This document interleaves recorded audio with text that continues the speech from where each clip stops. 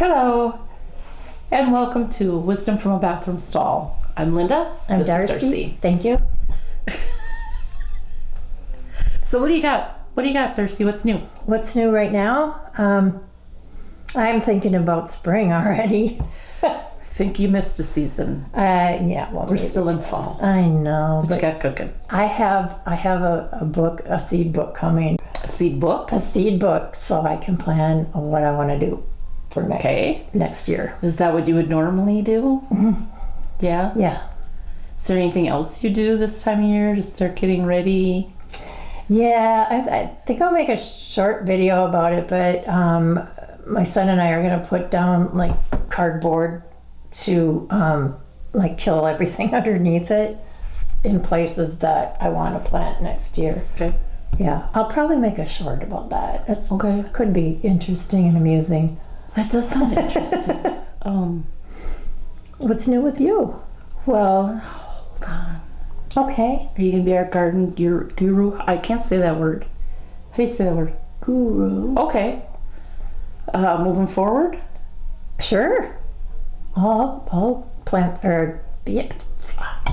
You want to take us through a year in Darcy's head of gardening? In my head? Next year? Yeah, we could do that. Okay. Every month there's something new. Cool. Yeah. I will look forward to that. See who follows along. Yeah. I don't really have anything new. Just be getting ready for Christmas. Hope to do some baking this year.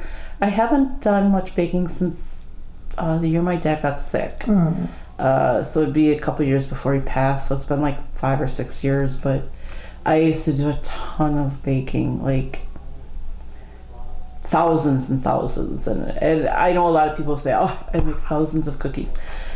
Yeah, it is time consuming. I would make like 25 different cookies, 25 different bars, and then a couple extra things.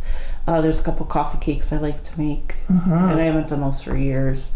So I'd like to get back into it a little bit, assuming that my hips will keep getting better and allow me to do that. Coffee cakes are amazing. I love them. I do. I have made... what am I thinking of? It's the round racetrack one. It's big in Racine. I'm not gonna. I have no clue what you're talking about. I'm not gonna remember the name of it. Sorry, guys. Yeah, post it when you remember. Yeah. Yeah. It's a Betty Crocker recipe, I think, that I use. They turn out pretty good. Fun. So, let's talk about this week's episode, which is really, and I know we just talked about donations, charities rather. This is Christmas specific, and it's a time of year when it's hard for a lot of people, and we do kind of owe it to each other to watch out for each other. And that doesn't mean that you have to provide for them if you don't have the means or you don't have the desire to do so. But, you know, look out for people who aren't doing so well. At least offer suggestions where they could get some help. Be aware, that kind of stuff. You know, shovel a sidewalk for an elderly person. Yeah. Do a kind deed if that's more up your alley than donating, and I certainly understand that, and it certainly is important, but there's different ways to help people out. And so we picked a few. The Toys for Tots, the U.S. Marines operate that, so when you see those boxes all over the place, they get collected and they get brought out by the U.S. Marines and given to kids. But I think that stops fairly early in the season. Yeah, because I think they need time to distribute everything. Did I tell you that my grandson is in the Marines? Oh, really? No, you didn't. My grandson is in the Marines. That's cool. I think he's stationed in California right now. Training? No, he's been in for a while. Okay. So, unless he trains on different things, but okay. Yeah, that's kind of cool. I think it's one that's really popular, and kids, I don't care where you come from, you deserve a little bit of happiness. Yeah. Even just a coloring book, a little bit of Play-Doh, a puzzle, I don't care. It's something, it doesn't have to be expensive. Yeah. There is Operation Christmas Child. the shoe boxes. I don't know if you've heard of these. See, I have not heard about these.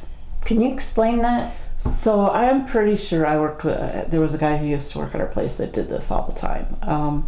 You get a shoebox and you fill it with small toys, school supplies, little hygiene products, just things that a kid would appreciate that comes from a really impoverished area. These are sent around the world. That's not for everybody, but man, you could do a lot of good for a lot of people with just a shoebox full of goods. And it doesn't have to be expensive.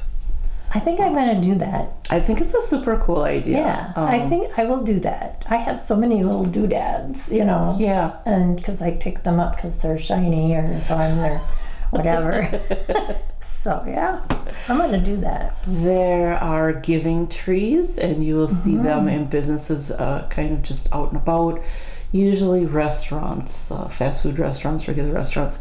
And sometimes at the mall. Maybe, yeah. And they'll have tags on them, and they are gifts that people are in need of or want. And so you pick a tag, and that's what you purchase. And I haven't done it. I think I knew somebody who did it once, and it was a long time ago, so I don't remember all the details. But I would look that one up. Certainly you could put a link up for that. Yeah, I will. And then there's Adopt a Family. The one for the Salvation Army is kind of what I was looking at, their guidelines and their suggestions. And they suggest spending $75 to $125 per person that you're adopting. I think $125 can be a bit steep for a lot of people, especially if you are just looking to help out. There are other Adopt a Family things all over the place, and they will usually have, do you want to adopt a family of two, which I've done. It's an adult and a child, and then the numbers go up from there. So kind of be careful if you want to keep it in your area. Look for the local ones, usually through a church or other foundations. But you can band together with multiple other families to adopt a family. That's a really good idea. To kind of ease the price of it, you know. Maybe if you come from a big family, there are 5 kids in my family, if we did adopt a family, we could each just buy 1 or 2 things. Sure. And it would kind of cover it. So think about that as you're out and about.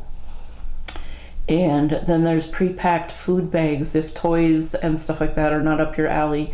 Grocery stores have them all the time. I'm sure everyone has seen them. They range usually from $10 up to $25 or $30. So you don't even have to pick things off the grocery shelf. You can just, and they have pet ones. Do they really? Yep, they have pet ones if you're interested in that. That's nice. So I think that's really cool. It is. You don't have to put a lot of thought into it, just $10. Cub, I don't know about other grocery stores, but they will have these little tags at the register. You can donate $1, $3, or $5. So, you know, it's easy to add $1 onto your total if that's what you want to do. There's so many different things. It adds up. Yeah, that's good. Yeah, and of course you could be a bell ringer. If donating money isn't your thing, you want to donate time, be a bell ringer for the Salvation Army. They do a lot of good. They collect a lot of money, and they usually have a certain percentage that's matched by businesses and individuals. Oh, that's good. I've volunteered for this, not as a bell ringer, but as a money sorter and whatever, and because they have to empty the kettles. Sure. All that has to be kind of set together, and that's a lot of fun. It's really nice. It's really uplifting to see the kindness of strangers and seeing what it can do for a community, and that you're a part of that in some way. Yeah. Whether it's through cash donation or your time. So I don't know if you have any thoughts on donating Christmas stuff. Yeah. You know, there's so many you can do. I don't know. As an artist, if I were to, I would think about other people that are artists, and that's expensive too. So it's, you know, put together a bag of art supplies or whatever. Yeah, a lot of times it's geared towards kids. There's a lot of But fun there's things for such, kids to there's do. such a range, and I have heard this time and time again, because it's easy. People buy for that toddler age. Yep. You know, you got the pull toys, and you got the phone, and all the Fisher Price stuff, and it's easy. And they tend to be, not anymore, but they used to be more inexpensive than some other things. But I don't know if this falls so much in the toys for tots, but it's certainly, I think, gifts that older kids would like is athletic stuff, whether it's, football, soccer balls, stuff like that. For girls, girly stuff, a purse. And I know some people are going to go, it's not a toy. I get it, but a 14-year-old girl doesn't necessarily want a toy. She may want something a little more grown up, if it's hair stuff like headbands and all that kind of thing. Or board games that would help a family instead of just one individual. But I'm of the thought is it really doesn't have to be expensive. Right. Go to the dollar store. They have coloring books and they have crayons. Yep. They have other toys there as well. Whatever you can afford is what you should spend. Yeah. Yep. So that's kind of it for that, unless you have anything else you want to add. I guess my mind's on planting, obviously, but we're gonna try probably in January. Maybe we'll start just having a little gardening space. Did you get that? Yeah, got it.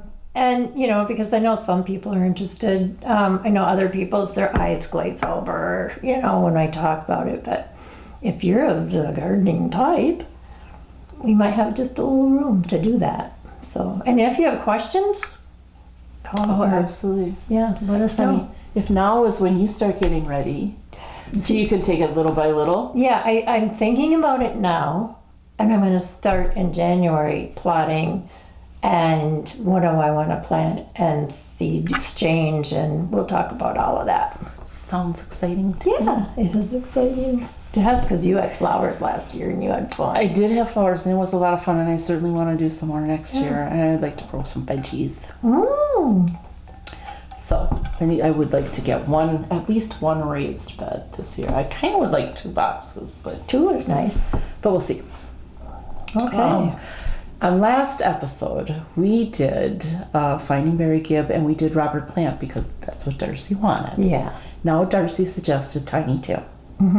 So first of all, please send your suggestions for Finding Barry Gibb, because Darcy makes it too easy for me. I know. That's terrible. I'll think of somebody else. But yeah, we need better suggestions. We need better suggestions, and I've tried to stump myself, and it didn't work. Yeah. So, Tiny Tim, if you do not recall who this gentleman is, he is a little quirky, or a lot quirky, depending on how you look at it.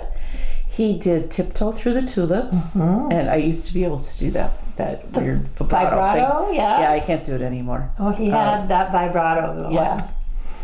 And this is the funny thing. So, in 1980, he did an album called Chameleon. And on that, he recorded one of his songs was Staying Alive. Tiny Tim did that? Tiny Tim. And I am just floored by that. So that may be my only connection between him and Barry Gibb. I didn't have to go far. But more interesting, 200,000 people bought Chameleon in 1980. And this album has been reworked, like in 2007. And then it has bonus tracks on it now. I'm writing this down because I'm going to look it up. You have to look it up. It's crazy. Is that the one that Tiny Tim's on? Yes, that's his album, Chameleon. That's funny. Okay. I think he does My Way by Frank Sinatra and a whole bunch of others. It's a whole album. I'd rather see who's related to, or who we can hook Tiny Tim up with. My gosh. Did he ever do any hard rock or? I don't know. I didn't look at all the songs because not a Tiny Tim fan. I'm sorry. Oh, I watched when him and Miss Vicky got married on Johnny Carson's show. I do remember that. I guess John Lennon said about Tiny Tim, oh, he's fantastic, he's the best. And Paul McCartney was like, no. Do you know he made a movie, Tiny Tim? He was in a dear. movie. Yeah, I'll have to find A out. Halloween movie? It was strange. Saw it, but I can't remember the name of it, so I'll look that up. So, Tiny Tim, interesting fact, he died in Minneapolis on stage. He had a heart attack. He was doing a benefit for the Women's Club of Minneapolis. Aww. He died singing Tiptoe Through the Tulips, and that was November 29th in 1996. This is what I'm really sad about. Everybody goes at some time. I think his wife was there, and everybody sat and watched this man die. That's sad. That's creepy, and it's sad, and it's tragic. So I didn't know that. I know he was in Minnesota for a while, so. there's that. Rest in peace, Tiny Tim.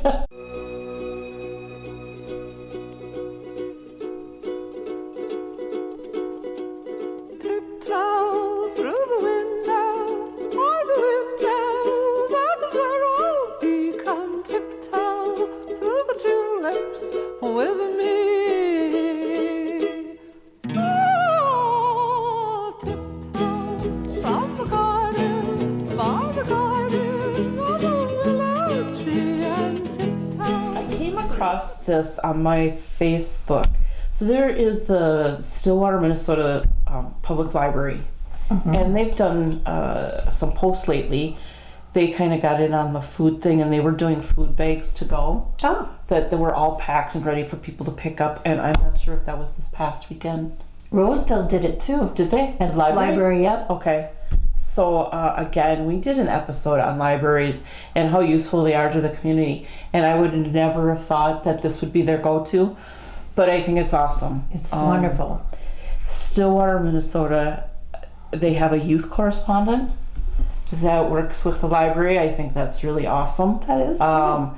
If you wanted to be a commentator of some kind or go into news or radio, this would be a great way to get into it. So if your library doesn't have it and your kid's into it, look up the one in Stillwater. Yeah. See what she does. It's a girl. And maybe talk about it with people at your library. Yeah. And then they had, I know we talked about writing contests for libraries in general, but they had a youth mystery writing contest, and the winners were Amelia Mills, Benjamin Allen Price, and Molly Sellers. And I don't know what their prize was, because it was just a blurb that I picked off. I was just so thrilled to see a connection to a library with these promising things, and thought I'd mention it, and we will get that back to the Stillwater Library as well, that we talked about them. Yeah. Oh, that's so cool. It is cool. Yeah. Libraries are out there for their community. Well, Stillwater is really a cool town. Oh, I love it there. I work in Stillwater. That's right, you do. Yeah. It's so picturesque. If you go up by the river, it's just gorgeous. Yeah. This takes us to the end of our show, and as always, we have 988 Lifeline if you need help. Trevor Project, ages 13 to 24. 1-866-488-7386, or text 678-678. And what do we have there? Trans peer support. Oh, trans peer support as well. And their support service, and they are 1-877-565-8860. And back to you, Linda. And again, those are always pinned if you need them. Why the numbers go up? And they're seniors. Yeah. The suicide numbers for seniors is way out of the range that I've ever thought they would be. And a lot of them are alone at the holidays. They don't have anybody to talk to. They're running out of resources, or they're in pain from illnesses. There's all sorts of reasons. So reach out to people really at this time of year. Anybody that you don't hear from real often, maybe check in on them. Yeah. If you're not hearing back from people, do wellness checks and make sure they're okay. Our quote for this episode is to start each day with a positive thought and a grateful heart, and that is Roy Bennett. We did this for a while, and we have to go back to it, where Max and I would get up in the morning and we'd express 2 or 3 things that we were grateful for. That's good. We have a grateful jar, which I will show you guys maybe next time. Yeah. And every week we write down something that we are grateful for throughout the week. And for me, it usually comes down to either a kindness that someone has expressed to us, or my family, or something Max has done for me. It's usually being grateful for the people around me.